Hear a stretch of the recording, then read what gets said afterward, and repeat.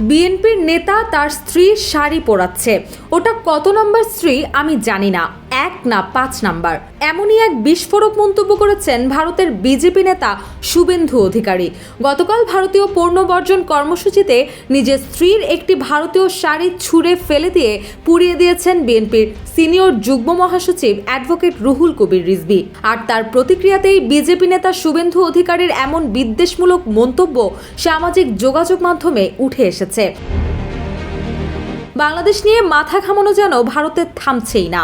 গণ অভ্যুত্থানের মুখে ক্ষমতাচ্যুত শেখ হাসিনার ভারত পলায়নের পর থেকেই বাংলাদেশ নিয়ে একের পর এক মিথ্যা অপপ্রচার চালিয়ে যাচ্ছে ভারতীয় গণমাধ্যম সহ বিভিন্ন রাজনৈতিক মহল। এবার যেন তার মাত্রা ছাড়িয়ে গেছে।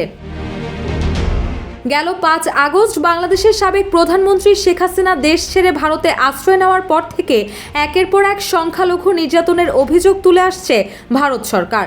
তবে ইসকনের বহিষ্কৃত নেতা চিন্ময় কৃষ্ণ দাস গ্রেপ্তারের পর থেকে শুভেন্দু এবং ভারতীয় গদি মিডিয়ায় উস্কানিমূলক বক্তব্য এবং বাংলাদেশের সংখ্যালঘু নির্যাতন নিয়ে অপপ্রচার এখন তুঙ্গে উঠেছে।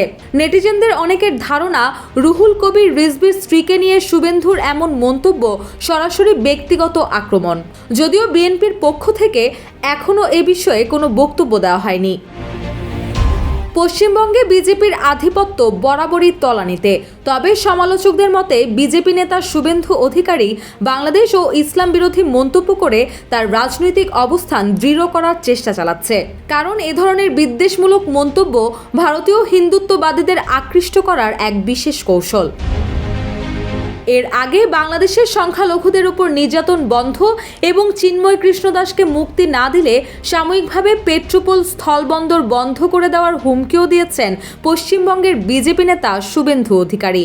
শুধু তাই নয়, গেল সোমবার আগরতলায় বাংলাদেশের সহকারী হাইকমিশনে হামলা, ভাঙচুর ও পতাকা নামিয়ে ছিঁড়ে ফেলার মতো নেক্কারজনক ঘটনাও ঘটিয়েছেন হিন্দু সংঘর্ষ সমিতি নামের একটি সংগঠন।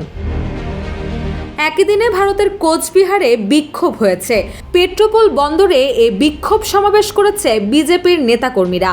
যদিও এই ঘটনার পর দুঃখ প্রকাশ করে বিবৃতি দিয়েছে ভারতের পররাষ্ট্র মন্ত্রণালয়। এর আগে গেল 25 নভেম্বর সনাতনী ধর্মাবলম্বীদের ধর্মীয় নেতা চিন্ময় কৃষ্ণ দাস ব্রহ্মচারীকে গ্রেপ্তার করেছে ডিবি। শাহজালাল বিমানবন্দর থেকে বাংলাদেশ পুলিশের বিশেষায়িত গোয়েন্দা শাখার সদস্যরা তাকে গ্রেপ্তার করে।